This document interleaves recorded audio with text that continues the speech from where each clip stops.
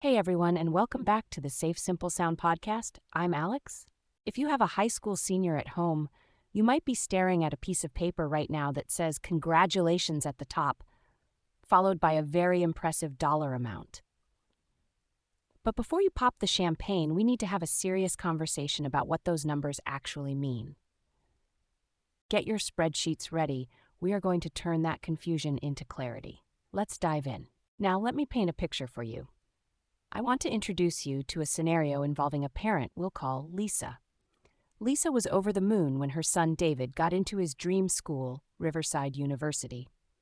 But the real party started a week later when the financial aid package arrived. Right there in bold font on page 1, it said, "Congratulations, you have been awarded $45,000 in financial assistance."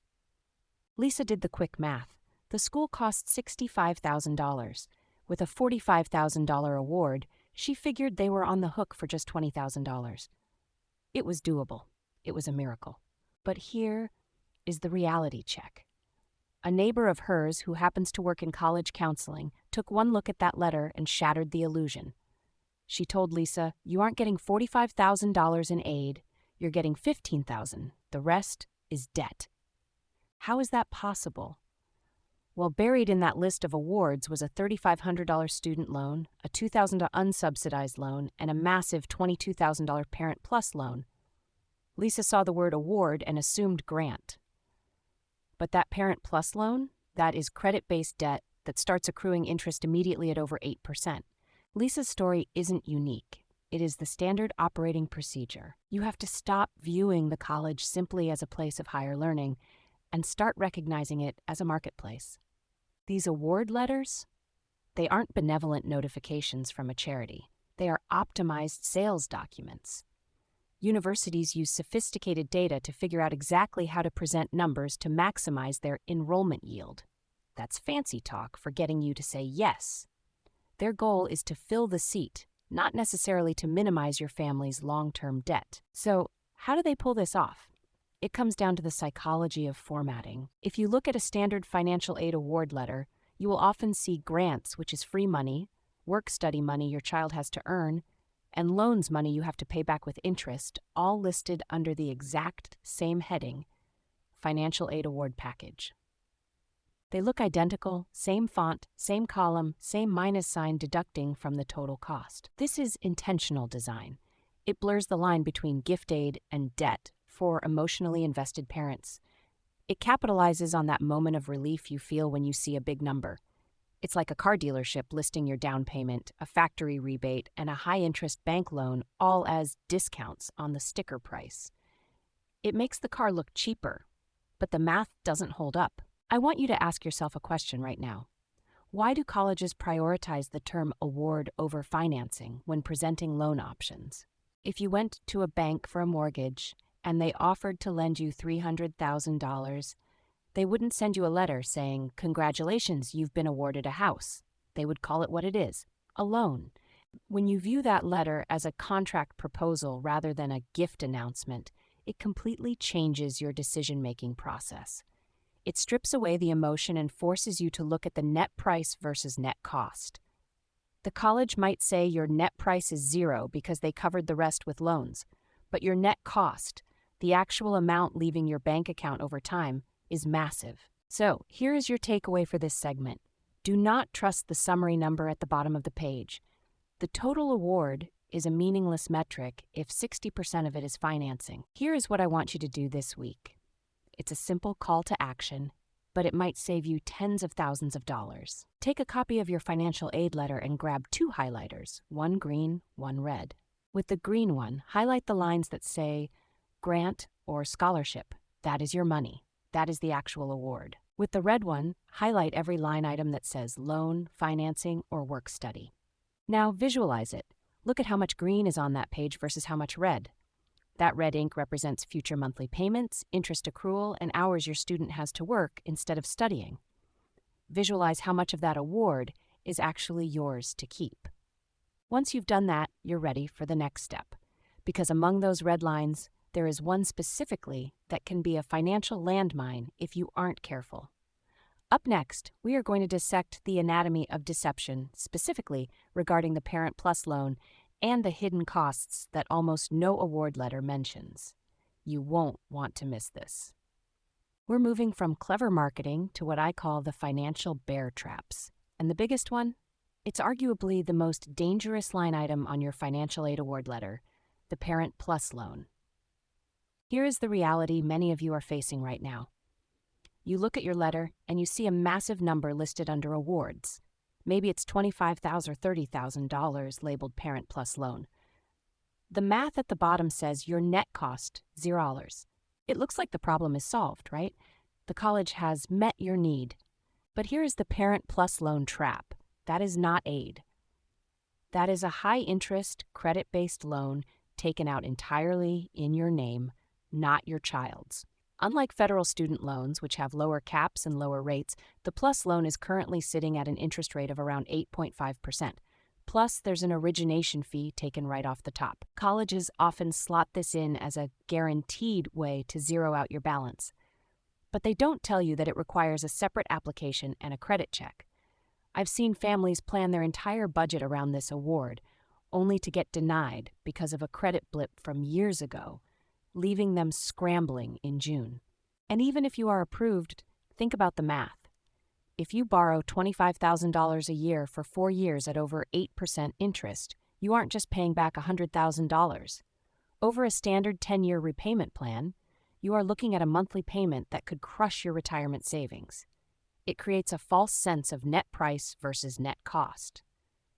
The price to get in the door might look zero, but the cost to your future self is massive. Now let's talk about the second trick, the invisible denominator. Imagine going to a grocery store, filling your cart, and the cashier gives you a coupon for $50 off. You feel great, but here's the catch. There are no price tags on the shelves. You don't know if your bill is $100 or $1,000. You just know you have a coupon. That sounds ridiculous, right? But nearly 30% of award letters omit the total cost of attendance COA. They show you the scholarship, the coupon, but they hide the bill. This is intentional. They want you focused on the award amount, not the gap you have to pay. Without the total COA, including fees, books, and travel, you are flying blind. And finally, we have to talk about decoding the terminology. These letters are filled with jargon designed to gloss over the details. You might see Fed Direct Unsub. Sounds official, maybe even boring, but that stands for unsubsidized. That means the student loan interest rates start ticking the second the money leaves the bank. The government isn't paying that interest while your kid is in Biology 101. You are, or it's stacking up on top of the loan. Or maybe you see a presidential scholarship. Great. But is there an asterisk? Buried in the fine print, often on a website you have to search for, are the terms. Is it renewable? Does your student need a 3.5 GPA to keep it? If they slip to a 3.2 sophomore year, does that $15,000 vanish? That is a terrifying surprise to get 3 semesters in. So I want you to take a second and reflect. Does your award letter explicitly list the total cost of attendance, or are you looking at an award amount without a bill to compare it against? And if you accepted the Parent Plus loan exactly as it is presented on that paper, what would the total interest accumulation look like over 10 years? Don't let the formatting fool you. Here is your call to action for this segment. I want you to grab a highlighter and that letter. Locate the specific interest rates for every loan listed on your letter. If they aren't listed, look them up. Then calculate the difference in long-term cost between the federal student loans, usually around 5.5%, and those Parent Plus loans at 8.05%. Do the math before you sign the line. Once you've stripped away the confusing jargon and the hidden loans, you're left with the truth. And sometimes that truth reveals exactly what the college thinks of your student. Are they trying to recruit you, or just revenue generate off you? Up next, we're going to break down the 4 types of award packages, so you can spot the difference between a "we want you" offer and a bait and switch. Stay with us. All right, we just finished dissecting the fine print, identifying those hidden costs, and realizing that the Parent Plus loan is actually a high-interest credit check, not a gift. That was the heavy lifting on the numbers side. Now I want to pivot slightly. I want us to put on our detective hats. You see, that financial aid award letter sitting on your kitchen counter, it's not just a receipt or a bill. It's a communication signal. It is telling you a secret story about exactly how the admissions office views your student. When you strip away the confusing formatting, every single award letter falls into one of 4 distinct categories. And knowing which category you're holding is the absolute key to knowing if you have any power to negotiate. We're calling this reading the college's intent. Let's break down these 4 types. First, we have Type 1, the We Really Want You package. This is the golden ticket. You'll know this one because the college financial aid package is heavy on grants and scholarships. I'm talking 90% free money. They might include a small student loan, but you won't see that massive Parent Plus loan listed to fill the gap.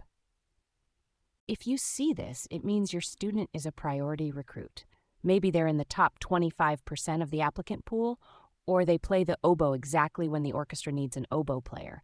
The college is using aid to court you. If you have this letter, you have high leverage. They want you there. Then there's Type 2, the We'll Take Your Money package. This is the most common and the most dangerous for your wallet. In this scenario, you're admitted, congratulations, but the financial aid office views you as a revenue generator, not a recruit. How do you spot this? The letter claims to meet your need, but when you look closely, 50 to 70% of that award is debt. This is where you see the Parent Plus loan prominently displayed as if it were a scholarship. They are betting that you love the brand name of the school enough to overpay for it. If you try to appeal this offer, don't expect much movement. They've already decided the price they think you'll pay. Third is the trickiest one, Type 3, the bait and switch. This is a sales tactic, plain and simple. The package looks great for freshman year. Lots of grants, manageable costs, but you have to read the fine print. Look for terms like freshman merit scholarship or transitional grant. Ask yourself, is this merit scholarship renewal guaranteed? Often, these packages require a high GPA, like a 3.5, to keep the money flowing. Or the grant just disappears after year 1. They front-load the aid to get you in the door, banking on the fact that once your kid makes friends and loves the campus, you'll take out massive loans in sophomore year rather than transfer. Finally, Type 4, the admit-deny package. This is a hard reality check. This is when a student gets in, but the aid is minimal or non-existent. There's a huge gap between the net price versus net cost. Why do colleges do this? It's a soft rejection. They want to keep their acceptance numbers precise, so they admit students at the bottom of the academic range, but offer them zero incentive to come. If you decline, it protects their yield rate. If you show up, you're paying full price. If you get a Type 4 letter, your leverage is essentially zero. So here's the question you need to ask yourself right now. Look at that letter. Based on the ratio of free grants to interest-bearing loans, does this college view your child as a priority recruit or just a revenue source? And if the offer looks generous, is it renewable for all 4 years, or is it a 1-year teaser rate? Here is your takeaway and your call to action for this segment.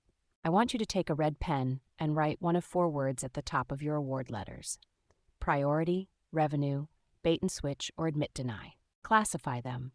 Once you label them, you'll know exactly which schools are worth appealing to for more money and which ones are likely dead ends. Now, once you've categorized them, you're going to need to do the math to see if even the priority offer is actually affordable. Coming up next, we're going to open up a spreadsheet and tackle the action plan, calculating the real net cost. We're calling this segment the action plan. This is where we strip away the emotion, the school spirit, and the fancy crests on the letterhead, and we get down to the raw math. Because here's the reality. You cannot pay tuition with a congratulations banner. You pay it with dollars. So let's talk about how to find out exactly how many dollars we're talking about. Your first step, you need to become an accountant for about 20 minutes. I want you to ignore the formatting on the financial aid award letter completely. Throw it out. Instead, open up Excel or grab a yellow legal pad and create what we call the apples-to-apples spreadsheet. Colleges love to mix everything together in a giant pot called awards, but we are going to separate the ingredients. On your spreadsheet, you need a column for the cost of attendance. And make sure you dig for the real number, including fees and books, not just what they put in bold. Then you're going to subtract only the gift aid. That means grants and scholarships. Do not subtract the loans. Do not subtract work study. The formula is simple. Total cost of attendance minus free money. What you have left is the real net cost. That is the check you have to write or the debt you have to sign for. When you do this side by side for University A and University B, you might find that the school offering you a larger award is actually $10,000 more expensive because that award was mostly loans. That leads us directly to step 2, the real dollar test. See, seeing a number like $30,000 in student loans feels abstract. It's monopoly money. It's a problem for future you. But future you has to pay rent and buy groceries. So I want you to take that loan total, especially if it includes a Parent Plus loan at that painful 8.05% interest rate, and run it through a loan calculator. Don't look at the total borrowed, look at the monthly payment. If the calculator says $971 a month for 10 years, stop, pause, look at your current family budget. Can you carve out $1,000 a month right now? Does that come out of your retirement savings? Does it come out of your younger child's college fund? If the answer is no today, the answer will likely be no 4 years from now. That is the real dollar test. And speaking of 4 years, that brings us to step 3, the 4-year projection. Many financial aid award letters are a snapshot of freshman year only. They are trying to get you in the door, but you aren't buying a 1-year subscription, you're buying a 4-year degree. You need to take that real net cost we calculated and multiply it by 4, and then, because we're being safe and simple here, add about 3 to 5% a year for tuition inflation. Ask yourself, if the tuition goes up, does the scholarship go up? Usually, the answer is no. That means your gap grows. You need to know the total debt load at graduation, not just what it costs to move into the dorms this September. Finally, before you sign anything, you need to go on the offensive. I want you to ask the financial aid office what we call red flag questions. Don't be shy. You are the customer. Ask them, is this merit scholarship renewable for all 4 years? What GPA do I need to keep it? If it's a 3.5 in an engineering program, that's a risky bet. And crucially, ask them about the Parent Plus loan. What happens if we are denied this loan due to credit? Do you have alternative funding? If they get evasive or if they can't give you a straight answer in writing, your radar should be pinging. So here's the heavy question I want you to sit with right now. If more than 50% of your so-called aid package consists of loans, is that actually a financial aid offer? Or is it just a financing plan? There is a big difference between a discount and a mortgage. Here is your takeaway and your homework for today. Do not accept an offer until you have done the math yourself. I want you to create that comparison spreadsheet today. Use the real net cost formula, total cost minus grants and scholarships only. Reveal the true price of each school. Once you see the real numbers, the right choice usually becomes obvious. And that brings us to the end of this crucial episode on decoding the college money maze. Today, we stripped away the fancy formatting of the financial aid award letter to reveal what's really going on beneath the bold print. We learned that a college financial aid package isn't always as generous as it looks, especially when it relies heavily on the Parent Plus loan to artificially zero out the balance. Remember, treating debt like an award is a dangerous game, particularly when you factor in today's high student loan interest rates and the 10-year commitment that comes with them. The most important takeaway? Always calculate the net price versus net cost yourself. As we saw with the Lisa scenario, distinguishing between gift aid and future debt is the only way to protect your family's financial foundation. Don't let the sales pitch override the math. Thank you so much for trusting me with your time today. I know this decision phase is incredibly stressful for parents, but having the right information is your best leverage. I've put a link to the apples to apples comparison spreadsheet and the article we discussed in the show notes, so please check those out. If this breakdown helped you see the numbers more clearly, please share this episode with other parents in your circle and consider leaving us a review. This is Alex signing off.